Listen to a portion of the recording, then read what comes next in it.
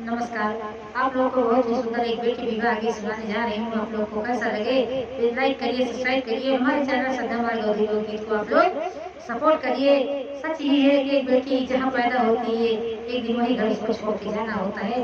उसी पर ही बहुत ही सुंदर एक बेटी विवाह गीत है।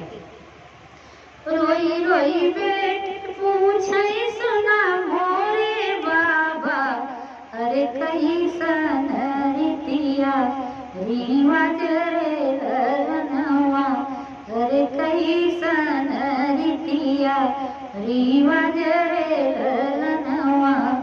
मैया के कोखिया में दुई रे रनवा, अरे एक बहिन एक भाई रे रनवा, अरे एक बहिन एक भाई रे ललनवा।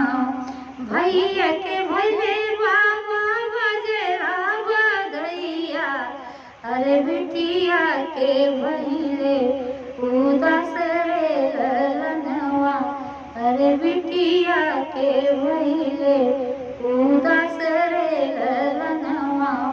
बेटा के रखना बाबा अपनी बाहर किया, अरे बेटी के भेजला दूर देश रे ललनवा, अरे बेटी के भेजला दूर देश रे ललनवा।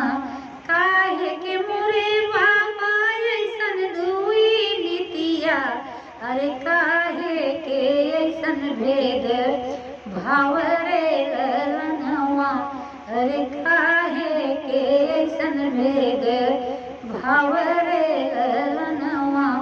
तोहरो जन्म बेटी बजरा बधैया, अरे खुश रहे पापा तोहार रे ललनवा, अरे खुश रहे पापा तोहार रे ललनवा।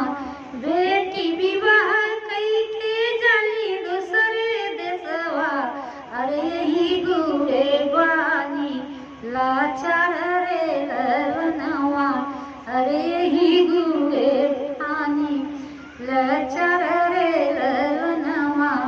रोई रोई बेटी पूछे सुना मोरे बाबा, अरे कहीं सन रीतिया रिवाज रे ललनवा, अरे कहीं सन रीतिया रिवाज रे ललनवा। मैया के कोखिया में दुई रे ललनवा, अरे एक बहिन एक भाई रे ललनवा, अरे एक बहिन एक भाई रे ललनवा। अरे है बेटी रीत रिवाज रे ललनवा, अरे है बेटी रीत रिवाज रे ललनवा।